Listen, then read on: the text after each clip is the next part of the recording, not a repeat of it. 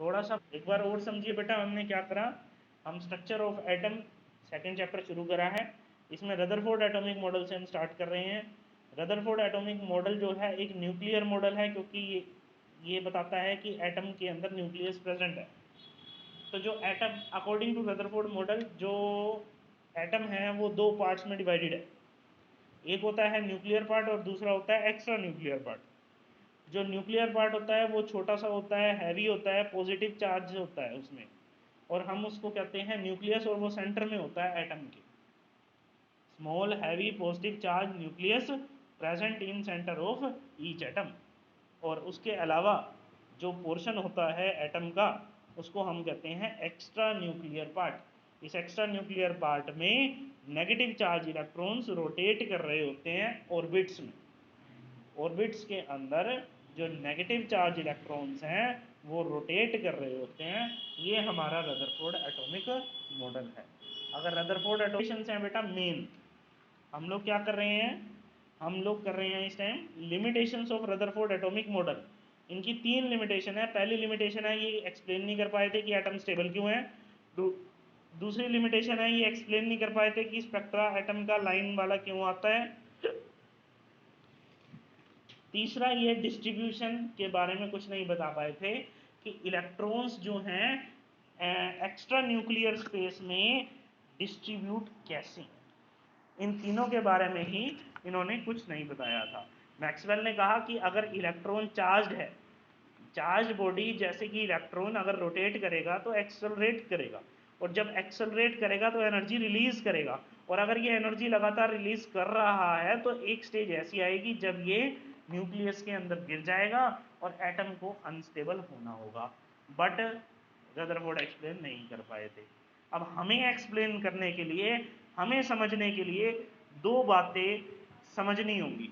अगर हम समझना चाहते हैं कि ये लिमिटेशन क्या है, तो हमें दो बातें समझनी होंगी। और वो दो बातें कौन सी हैं? सबसे पहला तो है स्पेक्ट्रा। सबसे पहला तो है स्पेक्ट्रा, हमें स्पेक्ट्रा के बारे में नॉलेज चाहिए। और दूसरा दूसरा क्या है? मैक्सवेल की थ्योरी, जिसने ये सब कहा। तो मैक्सवेल की इलेक्ट्रोमैग्नेटिक वेव थ्योरी भी हमने करनी है। मैक्सवेल की इलेक्ट्रोमैग्नेटिक थ्योरी और स्पेक्ट्रा करने के बाद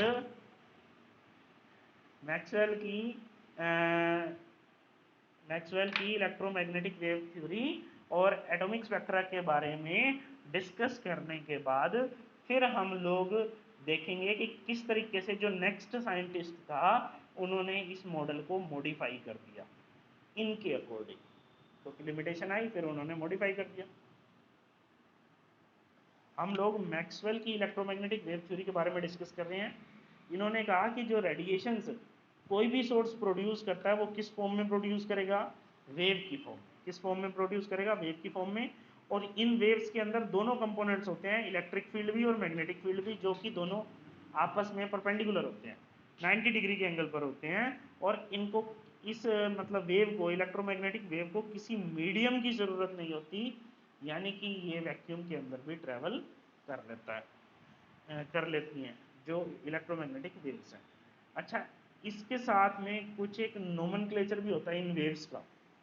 इन वेव्स की कुछ एक स्ट्रक्चर भी होता है, वो भी डिस्कस कर। एक बार और समझिए बेटा, हमने हमने वेव के बारे में पढ़ा। वेव में कुछ अपीवल्स होते हैं, कुछ डिप्रेशंस होते हैं। जो अपीवल्स होते हैं उनको क्रेस्ट कहते हैं, और जो डिप्रेशंस होते हैं उनको ट्रफ कहते हैं। दो कंसिक्यूटिव क्रेस्ट या दो कंसिक्यूटिव ट्रफ के बीच का जो डिस्टेंस होता है वो क्या कहलाता है? वेवलेंथ। और उसको रिप्रेजेंट किससे किया जाता है? लैम्डा से। हाइट ऑफ क्रेस्ट या फिर डेप्थ ऑफ ट्रफ को हम रिप्रेजेंट किससे करते हैं? एम्पलीट्यूड से। फ्रीक्वेंसी क्या होती है? इस पॉइंट से एक सेकेंड में कितनी वेव्स पास हो रही है उसको हम फ्रीक्वेंसी कहते हैं, रिप्रेजेंट करते हैं उसको न्यू से। फिर वेव वेलोसिटी होती है। वेव वेलोसिटी का मतलब वेव कितना डिस्टेंस ट्रेवल कर रही है गिवन टाइम में, उसको वेव वेलोसिटी कहा जाता है। वेव नंबर क्या है? 1 सेंटीमीटर लेंथ में कितनी वेव्स प्रेजेंट है उसको हम वेव नंबर कहते हैं। तो कुछ ये टर्मिनोलॉजीज हैं बेटा जो कि वेव से रिलेटेड हैं, जो कि किससे रिलेटेड है? वेव से रिलेटेड है। इलेक्ट्रोमैग्नेटिक वेव्स के बारे में हम डिस्कस कर रहे थे। इलेक्ट्रोमैग्नेटिक वेव्स का जो फर्दर है कुछ एक और चीज़ें डिस्कस करने वाली, वो हम नेक्स्ट लेक्चर में डिस्कस करेंगे बेटा।